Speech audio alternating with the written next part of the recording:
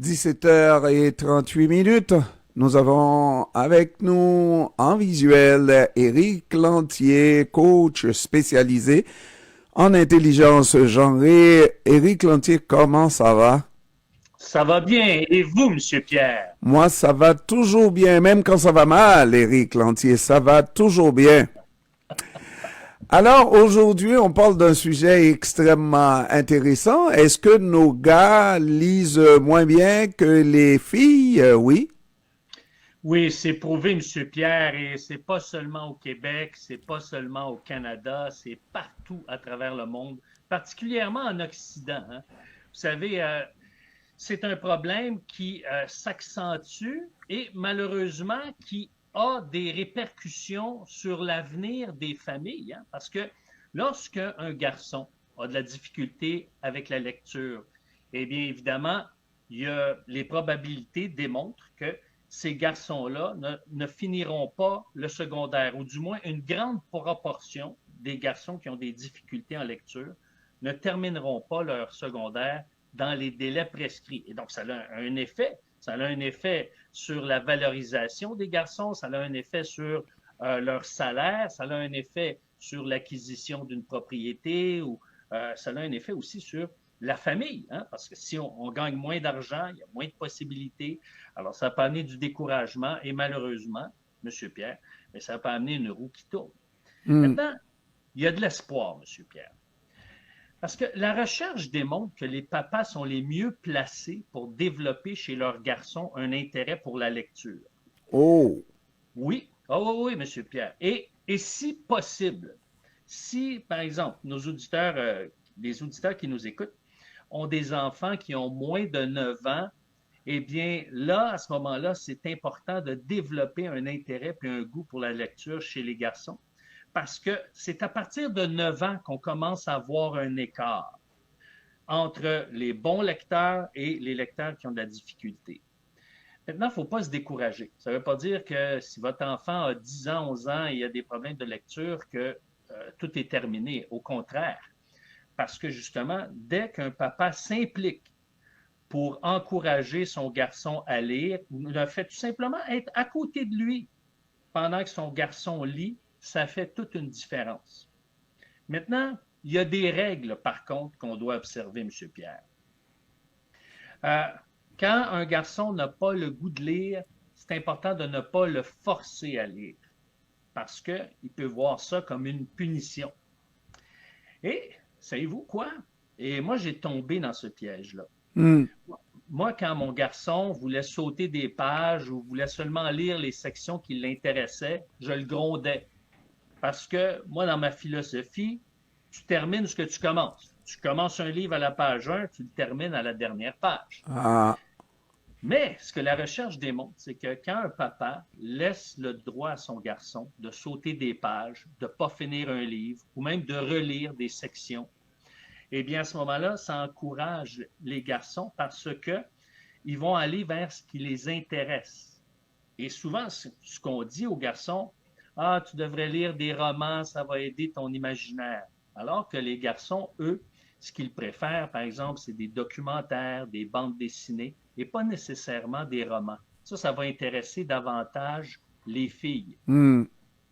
Et c'est pour ça que c'est important de faire des recherches un peu avec son garçon, aller à la bibliothèque et voir, discerner qu'est-ce qu'il aime. Écouter son garçon parler des sujets qui l'intéressent. Si c'est le hockey, ben, il peut y avoir des livres sur la biographie d'un joueur. Moi, je me suis procuré un petit livre sur ce footballeur qui a marqué l'histoire du Québec, qui est devenu même, qui s'est impliqué dans le monde médical dans les dernières années. On a entendu beaucoup parler, son nom m'échappe, là, je le sais de Oui, mémoire. oui. Ouais. Oui, bon, j'avais acheté sa biographie, c'est un petit livre qui se lit très bien. Un enfant, un jeune garçon du primaire, par exemple, qui a 11 12 ans, pourrait lire ça et vraiment s'amuser. Alors, c'est important d'aller chercher l'intérêt des jeunes parce que, malheureusement, M. Pierre, lorsqu'on regarde la recherche, que ce soit les recherches américaines, ontariennes ou même québécoises, on voit que dès la 4e année du primaire, il y a un écart qui est vraiment significatif entre les garçons et les filles. Ça s'accentue en 6e année, évidemment, lorsqu'on voit les résultats scolaires des garçons en secondaire 5 à la fin du parcours. On voit que Laurent l'écart... Duvernay-Tardif. Oui, Laurent Duvernay-Tardif. Excellent. Merci. Merci à la personne qui est venue à notre rescousse. Alors, C'est Facebook, pas Facebook, mais en tout cas. ouais. Google. Mhm. Vive Alors, Google. absolument. Et c'est pour ça que la présence du papa est très significative à un point tel qu'en 2008, il y a des chercheurs universitaires qui se sont ralliés, des chercheurs de différentes régions, du Québec, du Nouveau-Brunswick, de différentes universités, l'université Sherbrooke, l'UQAM, TELUC, etc. Il y a différents chercheurs qui se sont regroupés pour mettre au point un programme qui s'appelle Lire avec Fiston. Alors, c'est un programme qui a été créé en 2008 et qui a été vécu au Québec, en Ontario et en Pennsylvanie. Et qu'est-ce que ça mange en hiver, Lire avec Fiston? Eh bien, il y a des écoles qui participent à ce projet-là, ce projet qui a été monté par des universitaires. On intègre un stagiaire ou un étudiant qui vise à devenir un enseignant. Et là, il accompagne papa et fiston pour élaborer des projets de lecture. Donc, pour premièrement cerner les intérêts des garçons et accompagner le papa pour qu'il puisse bien accompagner son garçon. Et là, à ce moment-là, le stagiaire ou l'étudiant en éducation qui accompagne ces deux membres de la famille, eh bien, contribue à améliorer la qualité de lecture du jeune. Et ça, je trouve que ce sont des projets concrets qui contribuent à augmenter justement la culture des garçons et leur intérêt pour la lecture. Alors, mais c'est très significatif. Peu importe la recherche que vous allez consulter, la présence du père va faire une différence. Et bon, maintenant, une petite mise au point ici, M. Pierre. Si papa n'est pas présent ou si papa habite ailleurs ou si papa n'est pas disponible ou ne fait plus partie du portrait, s'il y a un homme significatif, un homme qui est présent dans la famille, qui joue un rôle, entre guillemets, de papa ou de figure masculine importante, ça peut avoir des résultats similaires. Certains vont jusqu'à dire que des enfants qui sont accompagnés de leur papa ou d'une figure masculine significative peuvent augmenter jusqu'à 60% de leur capacité de lecture. OK.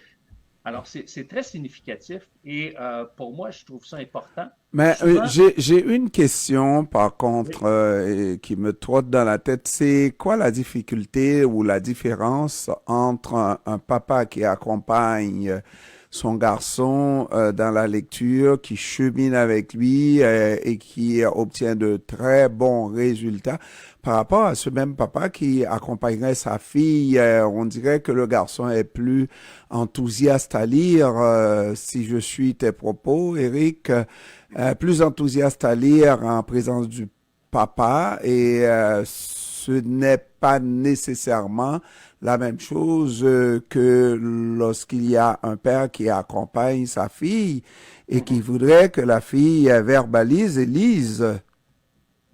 oui. Bien, c'est justement ce qu'on appelle la connectivité des genres. Évidemment, des garçons qui vont développer une certaine relation, une certaine communication avec le parent du même genre, mais ça devient plus facile de parler des mêmes réalités parce qu'il y a une connexion qui se fait quasi automatique, parce qu'on se comprend entre hommes, on se comprend entre garçons. À partir de 9 ans? Bien, à partir de 9 ans, oui. Bien, idéalement, avant 9 ans, de développer ce lien relationnel autour d'un livre. Bon, parce que, Eric, je m'excuse là, au moins poser cette question-là, parce moi j'étais sous l'impression jusqu'à cette émission que les garçons, c'est des enfants à maman et que les filles, c'est des enfants à papa. C'est ce qui m'a amené à, entre guillemets, regretter, sinon ma jalousie maladive qui me dit, bon, je n'ai pas acheté de Kalachnikov, n'est-ce pas, de ne pas avoir des filles. Oui, je comprends très bien. Évidemment, on a déjà fait ensemble des chroniques sur les relations père-fils, mère-fils, père-fille, mère-fille, etc. Évidemment, il y a des composantes qui jouent, mais au niveau de la lecture, OK. cette proximité-là avec la personne du même genre, parce que la lecture engendre, normalement, lorsqu'on lit ensemble, il y a un partage, ça suscite des discussions, ça suscite des discussions sur des émotions, sur des réactions, sur des idées. À ce moment-là, vous savez que les hommes, règle générale, aiment les solutions, aiment le résultat. Donc, dans la discussion, il y a une dynamique plus active. Ça ne veut pas dire que ce n'est pas impossible. Ça ne veut pas dire que la présence d'un papa avec sa fille, ça ne contribuera pas. Mais si on veut développer davantage d'intérêt chez les garçons qui, eux, sont en arrière du peloton, Mhm. mais la présence du papa va jouer un rôle significatif parce que c'est une démonstration pour le garçon. Il n'y a pas juste papa qui s'intéresse à mon éducation, à mon développement, à ce que je pense, à ce que je comprends, à ce que j'ai le goût de lire, de m'intéresser. Papa s'y intéresse et ça amène une motivation supplémentaire, je dirais, M. Pierre. C'est comme une complicité entre père et fils. Exactement. Vous avez mis le doigt dessus. Et aussi, bon, ben, c'est chez le papa, pour ce qui est de donner le droit de sauter des pages ou ne pas finir un livre, mais ça va être un moins grand défi parfois que pour maman, qui dit non, non, non, non, parce qu'elle a peur que, bon, tu ne capteras pas toute l'histoire, l'intrigue, etc. Mais pour un garçon, souvent, la lecture, c'est vu comme une punition ou Mm. un devoir, alors que Ouais. ça devrait être un enrichissement intellectuel, personnel et culturel, quoi. Mais voilà, on vient de découvrir la chose, cette complicité, mais on s'entend autour de 9 ans, n'est-ce pas? C'est là que la complicité s'établit et peut-être même qu'on commence à travailler cette complicité bien avant, sans rentrer dans une compétition avec la maman. Là, on s'entend que par-dessus les enfants, nous, on s'entend royalement hein, pour voir et veiller à leur éducation sans compétition. On dit. Mais chacun son rôle dans le couple. Tout à fait. Et oui, c'est là, parce que c'est un travail d'équipe. Surtout Absolument. quand papa et maman vivent sous le même toit, c'est important d'avoir un travail d'équipe, trouver cette complémentarité. Et c'est là qu'on va aller, on va contribuer d'une manière significative.